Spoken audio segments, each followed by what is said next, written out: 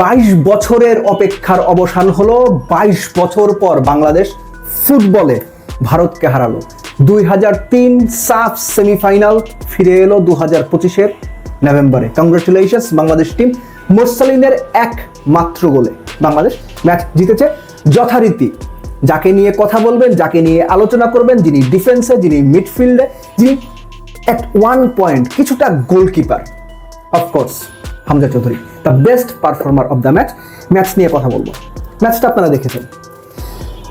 আমি পার্টিকুলারলি এই ম্যাচের বেস্ট মোমেন্ট মনে করি 31 মিনিটের সময় মিতুল মার্মা। এর আগে একটা ভিডিওতে আমি বলেছিলাম তাকে এই লেভেলের ফুটবলের জন্য যথেষ্ট প্রিপেয়ার গোলকিপার আমার কাছে মনে হয়নি। যখনই পেছন থেকে বিল্ড আপ করা হয়েছে বেশিরভাগ সময় তিনি তালগোল পাকিয়ে ফেলেছেন। কোথায় বল দেবেন, কাকে বল দেবেন, এবং ভারতীয়রা খুব ভালো জানতো যখনই তার পায়ে বল একদম পেছন থেকে বিল্ড আপ করার সিচুয়েশন তৈরি হয়েছে তাকে প্রেস করেছে, তিনি গুবলেট পাকিয়েছেন। তেমনই একটা গুবলেট, সবচেয়ে বড় গুবলেটটা পাকিয়েছিল ম্যাচের 31 মিনিটে। রাইট উইংব্যাক পজিশনে বল চলে গেল, সেখানে মিতুল মার্মা তিনি বল লুজ করলেন। এবং আপনি যদি সিচুয়েশনটা তার মনে থাকে, মিতুল গোলকিপার মানে ডিবক্সেরও অনেকখানি বাইরে, হামজা তার থেকে কত 4-5 ফুট সামনে ছিলেন। হামজা খুব দ্রুত পরিস্থিতিটা বুঝতে পারলেন। একটা পোটেনশিয়াল গোল থ্রেট বা এক্সপেক্টেড গোলের সিচুয়েশন তৈরি হয়ে গেছে। ফরওয়ার্ডের কাছে বল আসলো, আর্কের একটু পেছন থেকে, যেটাকে আমরা ছোট ডি বলি, তার একটু পেছন থেকে শট নিলেন। ততক্ষণে রাইট উইং ব্যাক পজিশন থেকে হামজা দৌড়ে ঠিক যেখান থেকে পেনাল্টিটা নেওয়া হয় ওই স্পটটার কাছাকাছি এসে উড়ে হেড করে বলটা ক্লিয়ার করলেন। আমার কাছে ওটা ছিল ম্যাচ ডিফাইনিং মোমেন্ট। ওই গোলটা হয়ে গেলে বাংলাদেশ কি করতো ইউ ক্যান টেল। কেন আমি কথাটা বললাম? বাংলাদেশ সেকেন্ড হাফে যে খেলাটা খেলেছে, বাংলাদেশ উইংয়ে কতগুলো বল সাপ্লাই দিয়েছে, মিডফিল্ডের দখল কতটুকু বাংলাদেশের কাছে ছিল, বাংলাদেশ কতগুলো ডিফেন্স চেরা পাস দিয়েছে, কতগুলো আক্রমণ করেছে যেগুলোতে গোল হতে পারতো। আপনার মোরসালিনের ওই প্রথম গোলটার পরে বাংলাদেশ সত্যিকার অর্থে ক্লিয়ার কাট চান্স তৈরি করতে পেরেছে 90 মিনিটের পরে যোগ করা অতিরিক্ত সময়ের 4 মিনিটে গিয়ে। প্রথম গোল যে অ্যাসিস্ট করেছিলেন রাকিব, সেই তিনি ইমনকে দারুণ একটা থ্রু পাস দিয়েছিলেন। ইমন পেসের কারণেই হোক, ক্লান্তির কারণেই হোক, ফিনিশিং দিতে পারেনি। ইন বিটুইন যে খেলাটা হয়েছে, আপনি একটা চান্স মনে করতে পারবেন বাংলাদেশ একদম out and out clear chance আপনি বলতে পারবেন? হাভিয়ার কাবরেরার যে থট প্রসেস ছিল, আমার একটা পর্যায়ে মনে হয়েছে, আমরা বলি না যে ফলস 9, একটা স্ট্রাইকিং পজিশন, যিনি 8 নাম্বার, 10 নাম্বার, 6 নাম্বার ওদের ফলস 9-এ খেলেন। আমার ওইরকম ভাবে হামজাকে মনে হয়েছে ফলস 4, শ্যাডো ডিফেন্ডার।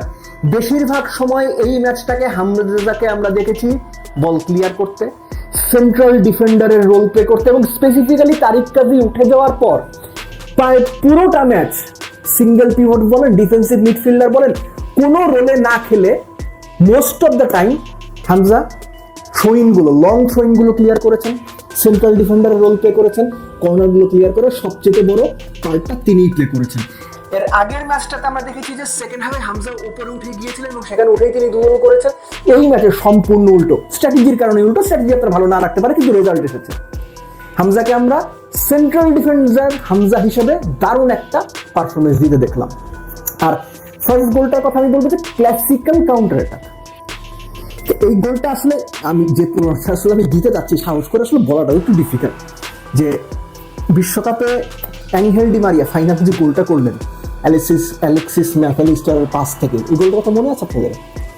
একটা ক্লাসিক কাউন্টার অ্যাটাক, একেবারে ওইরকম না, কাছাকাছি।